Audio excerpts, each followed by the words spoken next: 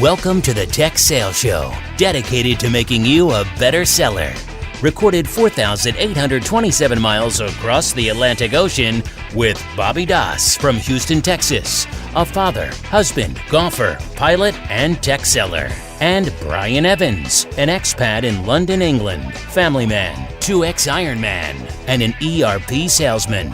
Both sharing tried and true sales strategies and providing free tools to make each week and campaign easier for you. They also answer your questions weekly. Now, here is Bobby and Brian. What's up, Brian? Hey, Bobby. How are you? What have you been up to this past week? I'm good. Well, it was Valentine's Day. Big day for Tammy and I. Is not necessarily February 14th, but is actually February 13th. That's the day we met. A kind of a random thing where her friends were going to go out, my friends were going to go out. Tam and I obviously were both single at the time, and we joined them and ended up going dancing at a place that's no longer around. But she was alone. I followed her back home. She needed gas, so I stopped at the gas station. I bought her a Snickers and a Dr. Pepper because she said she was hungry. And so every year, neither one of us eat Snickers or drink Dr. Pepper. But every year on the 13th, she gets a 20-ounce Dr. Pepper and a Snickers bar on the counter. And one of our kids devours that stuff. But it's been a good week. That's always great. good to remember why we're doing all this and who are important in our lives. Yeah, that's good. How about you? What you been up to? Yeah, we had a good good Valentine's Day, I should say. We're getting prepared to go back to the States, or going to Florida, actually. We've got some meetings in Florida for the company. So it'll be my family first. Or just you? Whole family. Nice. So, in fact, I've got some family that's going to fly into Florida from Texas to meet up with us because I'll have my 40th birthday. That's right. While we're all there. Yeah. You start to go blind as well here real soon. I know. That's what you continue to remind me. You continue to remind me. Surprised. Yeah. So we're going to Orlando for a week-ish and get the new fiscal year kicked off, or financial year as they call it here in the UK.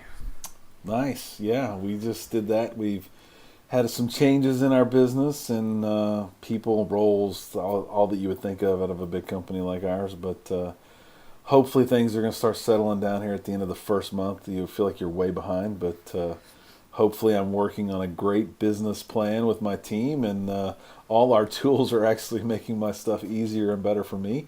So let's jump right into it, episode 2. Let's do it. So what we're going to spend this series that we're in is territory planning. And episode 2 is really planning and communicating with your external team, your extended team, I should say. And which could be external people as well. Yeah, it could be external. In fact, it is external people. We'll talk about partners that we work with here too. Bobby, what do you consider a virtual sales manager to be? Well, I think there's really two things.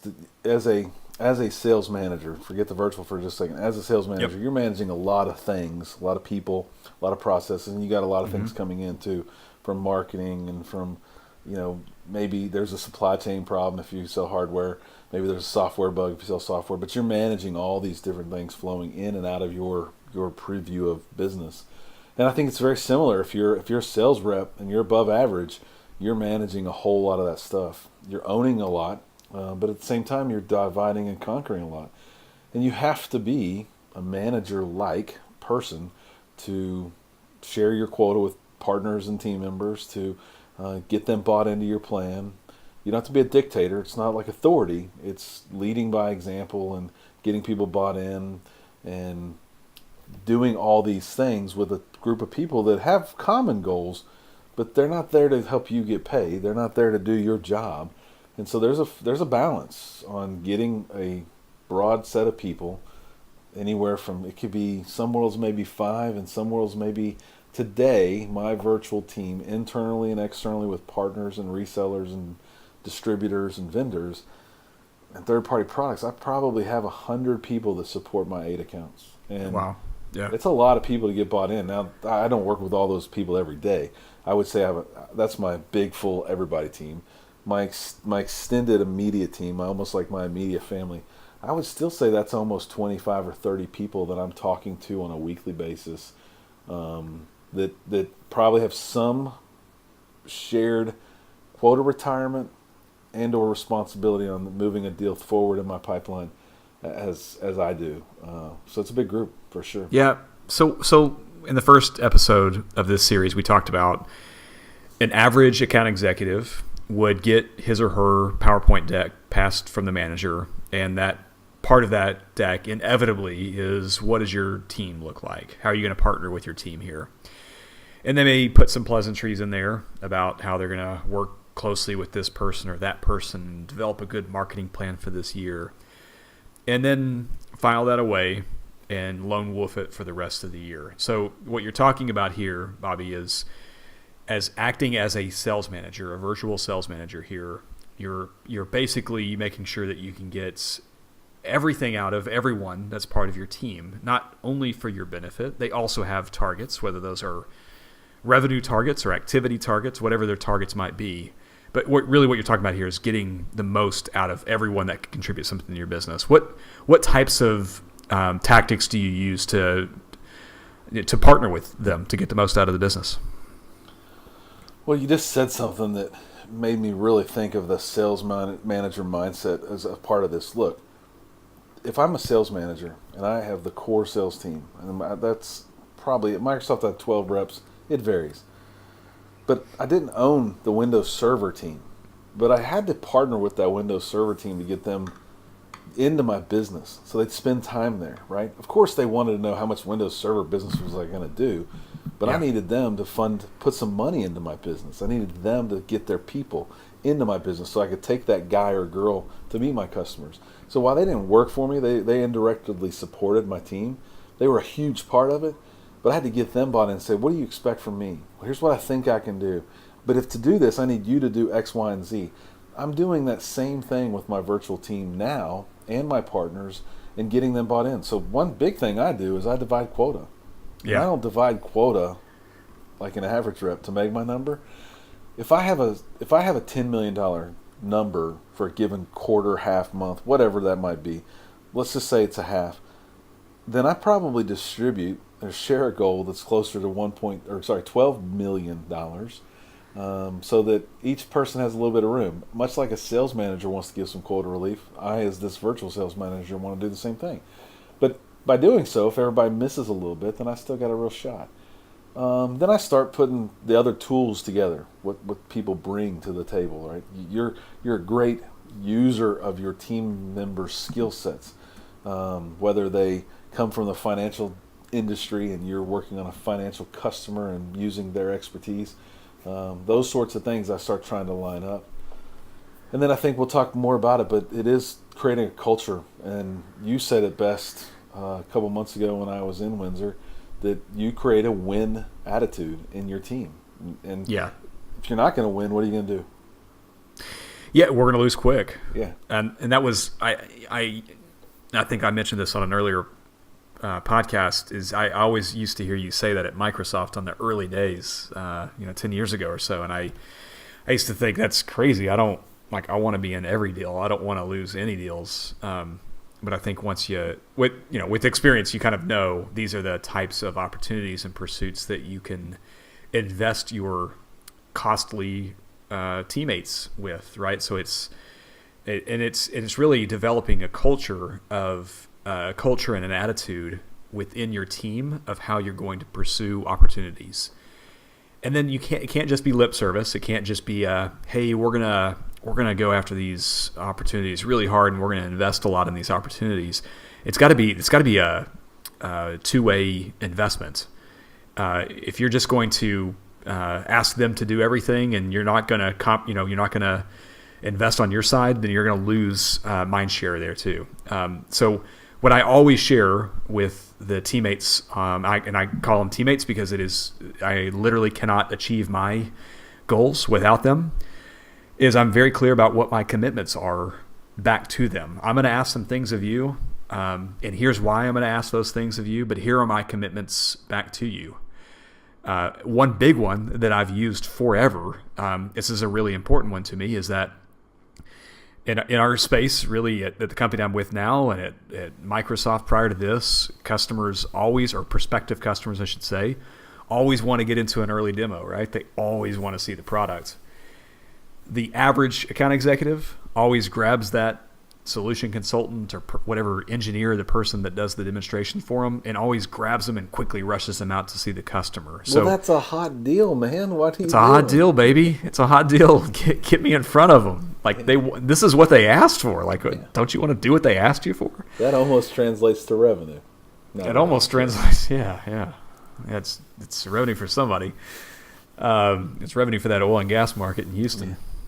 That's about it. But so the commitment I'm asking, I will eventually ask that teammate to deliver a tailored demonstration for that prospective customer. But we aren't going to do it unless X, Y, and Z are in place. And that's discovery, that's strategy meetings, that's dry runs.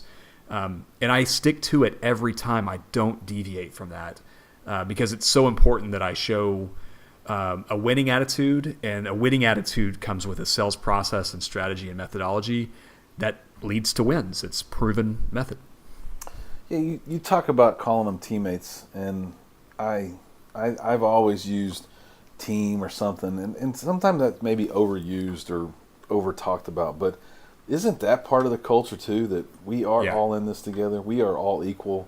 While I would say in the industry, in tech sales, the core rep, the account executive, is probably seen as the leader, and even we're saying virtual sales manager. But you don't have to be a jerk about it. You don't have to be a dictator. The company I work for, it's no secret. Everyone knows I work for Dell Technologies now, but Dell and EMC came together last year about this time. And when things were decided in the enterprise business, the heritage EMC person was the account owner, and you had a bunch of people that had been at Dell for many, many years that were going to be on our teams, supporting our teams, and I heard 2 or 3 guys literally undercut them and demean them in the first meeting. And I would say I took an approach that in my meetings, when I introduced them to my customers, because they were all new to my customers and I was all new to their customers, I said, this is my partner, and he's from the Heritage Dell side, and I'm from the Heritage EMC side, and we both carry shared responsibility to make you more successful. And the attitude and the way that they received that was so much better than me saying, I'm your core AE, this is the guy who used to work for Dell who supports my team. But there were guys and people doing that, and it's not much to act like a teammate and get others to act like a teammate with you. Yeah, it's got to be intentional. It's got to be it has to be both intentional and authentic, because it's always seen straight through if you call them a teammate and then just totally run them through the ringer and don't show that teammate or partnership along the way by going through the right kind of qualification, by investing the right way. They'll see right through it, and it's kind of the opposite of we talked about before, like what happens when you start to win. Wins beget wins, like you've said before.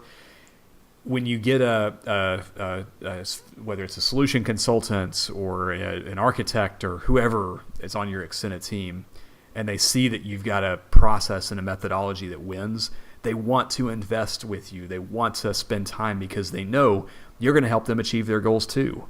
So they're going to invest that extra time. And the opposite is true of what we're talking about here too. If they see you rag them out, don't do the right kind of discovery, chase deals that you don't have any opportunity to win, you're not going to get the kind of demo prep time that you need to really wow a customer. Yeah, and that's really where we started, and I might have got us off track there a little bit, but you said the customer calls, says they want that early demo.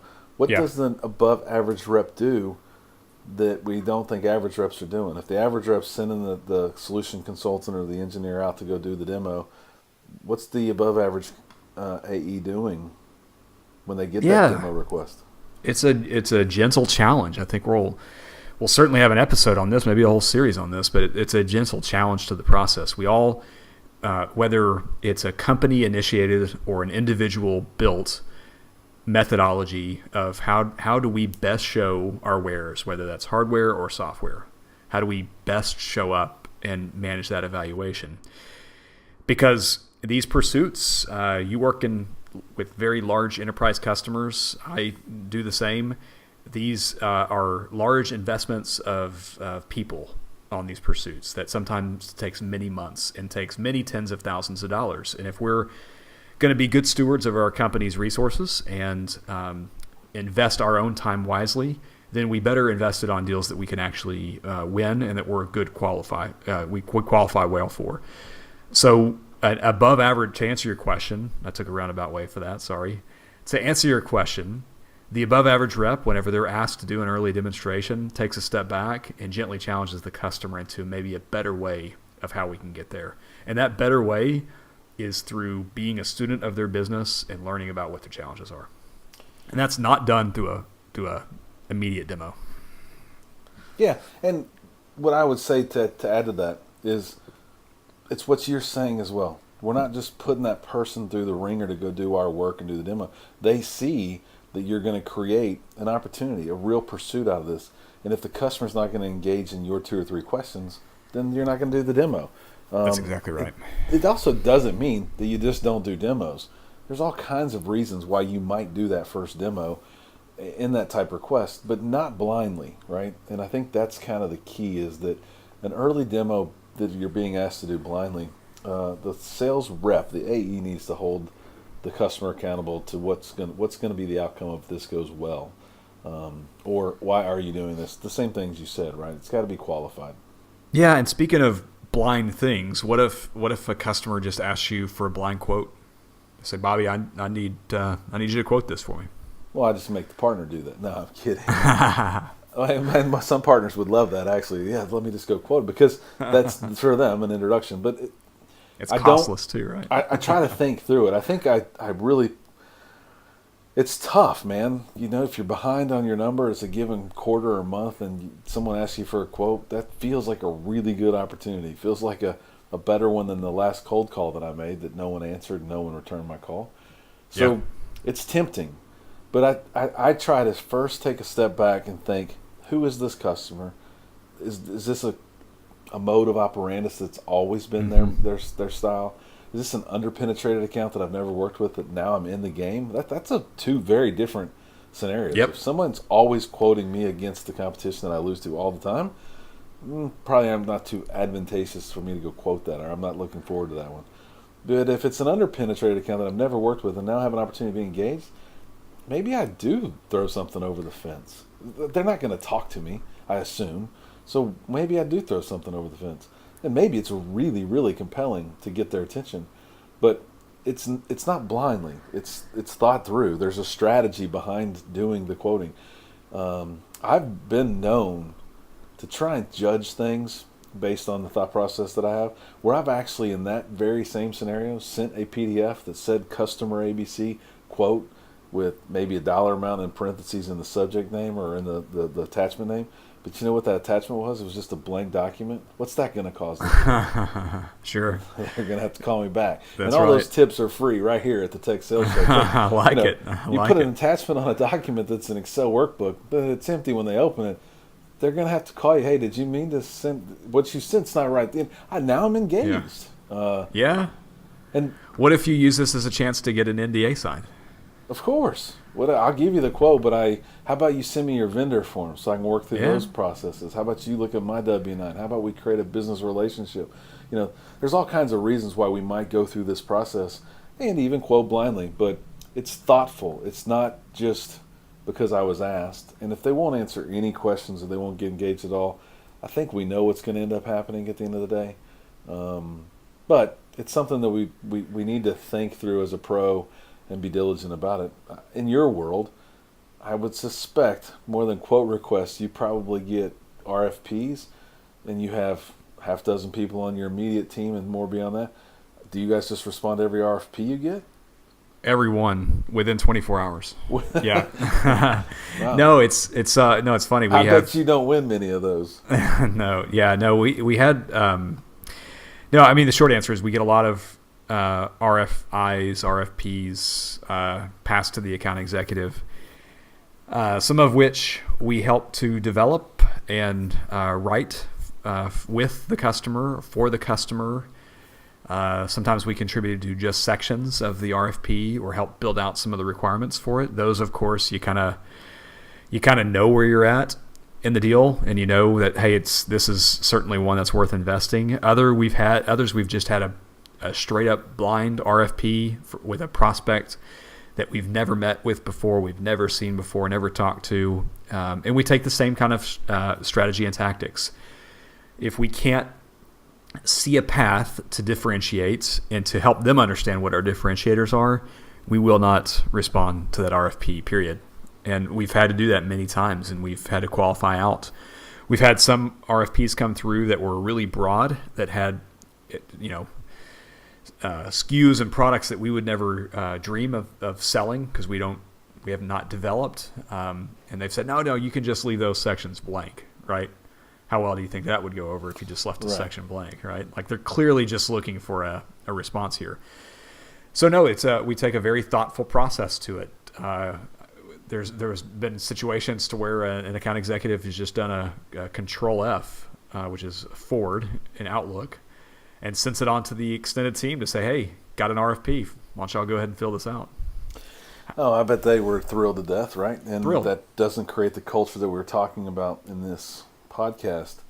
The other thing that you mentioned that I find that some people that listening to this podcast might be cringing, hearing you say you didn't respond to an RFP. They're requesting that proposal, Brian. Why wouldn't you do that? And everybody's going to be at different stages in their careers that's listening. You told the group that I taught you to lose fast. It's still that same mindset. We're losing fast. But at the same time, you can't win them all. We know that. We might want to, but we can't win them all. How many hours are wasted on ones that move right to the trash can on that you never win? Zero. Yeah. You don't waste any time on it. And that gets to be put towards other fruitful things. The ones you lose and you do spend 40 hours of your team's time on just to respond and don't get to the second part of the response phase, that's brutal. That's a ton of wasted time and effort. It's a characteristic of a top sales rep. If you, and we've done some interviews, we've got more interviews coming. As we talk to top account executives, veteran account executives, they're all good at losing fast and knowing where to invest their time. These are the same people, by the way, Bobby, that if you need something on a Tuesday night or want to do a podcast with several nights a week, these are the type of people that tend to have a lot of free time. And they have free time because they're very efficient with their time. They're not chasing opportunities they can't win. They're investing their time in the right places. And we're not saying that you have to do this, but Brian's an Ironman. That you have no idea how many hours he sits on a bike and runs in tennis shoes in the cold and hot days. We find that time because we are stingy with our time to do the things we love to do. I play golf, which is that's not like a 30-minute thing. You play golf, you're gone for 5 or 6 hours. Sure. I'm having to choose that. I'm making a decision. Am I going to give that time to golf or my family or work? And I've found a way to balance that. And between flying, which is always a 2-hour effort, and golfing and work and some of my own training for running, it happens because we are thoughtful with our time. It's not that we're saying no to half the work so we can go do our fun things. We're very successful because we pick the right ones and work on them. And Brian brought up the interviews that we've done with some people. We would love to hear your feedback on those and maybe even some questions you'd like us to ask, because we're going to keep coming up with these ideas. And I just made some notes about asking those in those interviews. What is it? What's the attribute? What's the skill that makes them successful? I bet time management would be one that we would hear over and over and over again.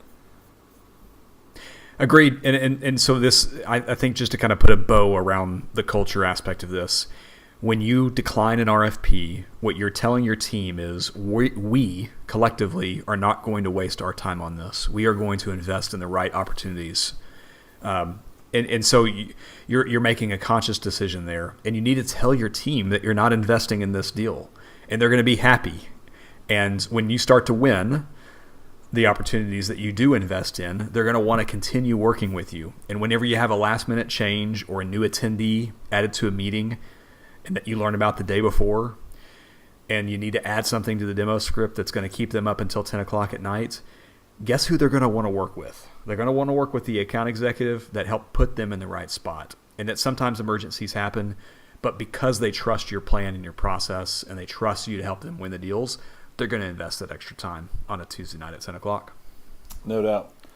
So we've talked a little bit about, we talked a lot about culture. We talked about how to act as a virtual sales manager and to divvy up the quota and get all the team members to bring all their skill sets to the table and then utilize that to the best of your ability. How does that continue to grow over, we're just starting our fiscal years. Yeah. How does that happen? What's the end of Q1 look like? Then what do I do? And I think we have Rhythm of the Business slated for a future series, but let's share some thoughts and ideas on what do I do? We've got the business plan. Yep. And how do we keep it growing and maturing over a fiscal period? A financial period of time for you and the UK. Yeah, I mean, it's got to be in a format that's, just tactically speaking, right? It's got to be in a format that's breathable, that's living. For me, that's, as I've expressed before, that's in Google Sheets because I have Chrome open 24 hours a day. I have my territory plan open in Chrome 24 hours a day. It is an automatic tab for me.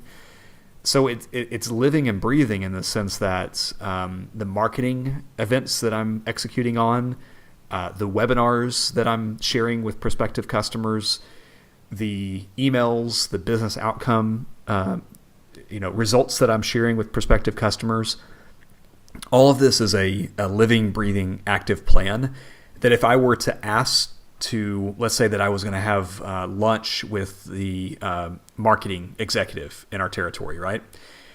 And it's a monthly lunch or a quarterly lunch, and the aim there is to not overcomplicate things, but just to do a check-in to say, okay, we've executed well on these meetings. These events haven't gone as planned. These exceeded our expectations. And then just to do adjustments. But if you're having to dig up a PowerPoint presentation that you haven't touched since the day you presented it, it's not going to be seen as very genuine when you reconnect with them over lunch or coffee to talk about the plan you're executing on. Yeah, and we just talked about how we have the free time to train, fly, and play golf. Isn't that part of it, that we have a living document? How many reps have you seen get a meeting with a marketing executive, or maybe it's a skip level, one or two, of a marketing person or a business unit leader who's coming to town, and they say, walk me through what you need from me and what you're doing to help me grow my part of the business. They stay up all night doing what? Working on that deck, creating that presentation. Yeah. And that's for one meeting. So they'll spend 3 or 4 hours for a 1 hour meeting, and you have yours at your fingertip. You just pull it up. Well, there goes my flying lesson right there, because I have this thing living. So implement it. And that marketing person gets so much from that because they have revenue dollars that they have to report up. They know what you're doing. If it's a great idea, they're gonna share it. They're gonna say, Brian, do you mind if I have a copy of that? You can filter out the numbers or whatever. But if you're having these events, these type things that are driving this much revenue, maybe we should do more. Maybe we should do less. You're helping them be more successful at their business, and you're not doing the one-off building a presentation just to show it to somebody that will never be looked at again, for sure. Yeah, and we'll talk about this more in the next episode. But for me, a big part of this worksheet is a list of prospective customers and where they rank. So as a former account executive that managed a territory, I had approximately 80 prospective customers, right? And 3 of these were existing customers. And the goal is to move all 80 to actual customers, right? Never going to exactly achieve that, but you need to know where are you starting, what groupings are they in. So something I used every single day was a living, breathing list of where every one of those 80 customers were in my pipeline. And a stage is effectively uncontacted. I've not spoken to a single person, all the way through I'm in an active sales engagement. So to your point, when I'm sitting down with an executive that has something that they could potentially bring to my business, I can quickly pop up in my Google Sheet and say, this is where I'm at. You have, maybe you have expertise in a certain industry. Maybe I've got somebody that I haven't spoken with or haven't had a senior level contact with. They could very quickly help me with.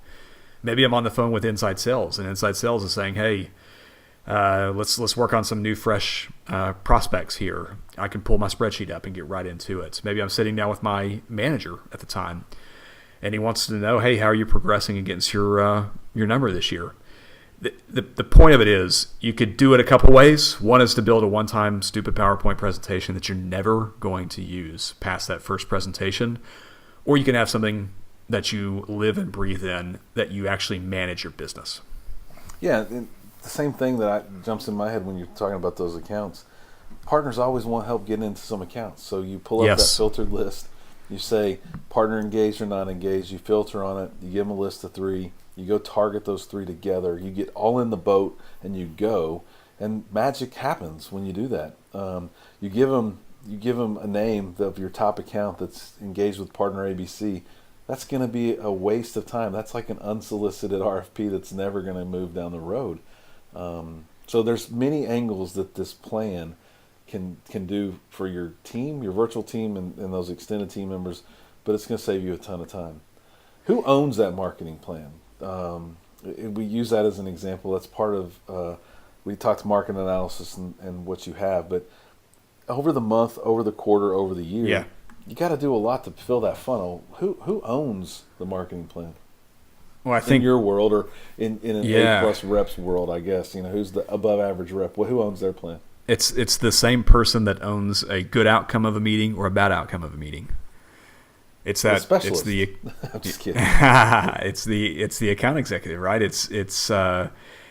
And man, we had a great, just this past week, we had a account executive, and he's newer to the company, and kind of followed in the last series, you'll remember we had kind of the 5 critical meetings that have to happen. And he followed these 5 plus some, and man, just totally knocked it out of the park. And the specialists were excited, and his manager was excited, and it was just one of those things to see something come all together for somebody that's new to the company. It was just so inspiring to see it all happen. But to answer your question, it's the account executive. You're on the hook. It's not. Look, if marketing events were easy, everyone would have full meetings to every marketing event ever done. It is a challenging thing to design, execute, and have a successful marketing event. So you, as the account executive, have to be the owner for it and say, okay, this one worked well. Don't know why it worked well, or we do know why it worked well. This one didn't go well, and course correct every single month or every single quarter based on what your plan is. Yeah, and those events don't all have to be the lunch and learn type of an event. At my current role, one of the most valuable events for us is an executive briefing. It's almost, I use the word religion because it's almost like a religion when they choose the technologies that are in their data center, and they don't move out quickly, or it's a big lift to go from one company to another. And so part of my marketing plan is my 8 accounts. I need them to have some level of an executive briefing over a 12-month period of time. And it's on a sheet. And I know who's had it, who's agreed to it, and who's not agreed to it. And it's simple to say, this is the work I have. So if one of those virtual resources or teammates of mine are going to a meeting, they can quickly look and say, these guys aren't bought into an executive briefing. It's part of my role to build this marketing plan with Bobby to fill the funnel. And in the next episode about pipeline and funnel, it is indeed. It is indeed. And there we go. So I buried a lead. One of the artifacts for this episode, it's in the show notes. It's also on the tools page, so bobbyandbrian.com/tools, is a partner visualization. Bobby, why don't you talk us through what the partner visualization is? It's nothing more than a simple PowerPoint slide that I have, and I've actually taken. It's 2 slides. You'll see my template. Use it, build your own, but it's got my 8 customers on it that I'm actively engaged with, and those logos are very easy for partners and vendors to consume. I get people all the time, resellers of some sort that have a cloud solution or a hardware solution they want to inject in my accounts. And it is the thing I get more comments on from those people, that it's so easy to do business with me because I've made it easy for them to do business with me. How about most people have a list of customers and they say, I'll email that to you. We all know I use pad and paper, so in my Moleskine book is a printout of those. I have about a dozen on hand at any time, and when I meet a group of vendors or partners that could help me and my customers, I show them the list. And it's not a list, it's logos. They can engage. Oh, I know who owns this account. They write their name on it. They give me the copy back, and I'm very far down the road, instead of the passive give-gets of I'll send you my list, you put your name next to the ones you're in and not in, blah, blah, blah. It's just not as fluid. So that visualization's helped me a lot in the past couple of years. Hopefully it helps some of our listeners as well. Yeah, I love it. I think there's always great intentions coming out of those meetings, but if you can advance that lunch or coffee or whatever it is, you can advance it just one step further. I think execution is so much more likely to happen, right? Because everyone, no one's lying at that coffee or lunch meeting to say that they want to help you get into these accounts or share a contact they may have. They certainly have every intention of doing that. But when you get back to the office, you've got 43 new emails. You do. And if you can actually get a step further in that first coffee or first lunch with this template, then that's good stuff. Yeah, so we're almost short on time now. We've got about 10 minutes left today. Well, let's talk a little bit about taking everything that we've put together at this point. We've got the business plan. We've got a team now that's got a culture and a winning mindset that's ready to go work with us. Now, how do we share this plan and communicate that plan upwards in our organization? It pretty much is the sharing with our boss. Yeah, that's right. And sometimes they'll have their manager in the room too. So there's kind of a couple ways these meetings go down. Maybe there's more than a couple, but the couple that I'm familiar with the most often are the scenario to where your boss sends you the PowerPoint template. You then ditch that template, as we've discussed in this episode and the last. You use your own template. You still hit the themes, right? We're not saying ignore the themes. There are some things they want to gather from these presentations. Help them with that, of course. But this is also a plan to help you execute on your quota and your career goals and life goals. The second scenario is where you're meeting with your boss or manager one-on-one. And I like to think about this as you can show up, you can say my mission is to hit my quota, and here's how I'm going to do it. And that's what 95%, maybe higher than that, of these presentations look like. The person, the account executive, the teammates that walks in with a bold goal and that's different than the rest, that's confidence, that is outside of just hitting quota, that's got some other career goals aligned to it, and a strong, assertive approach to this, calls the shot and then hits the shot.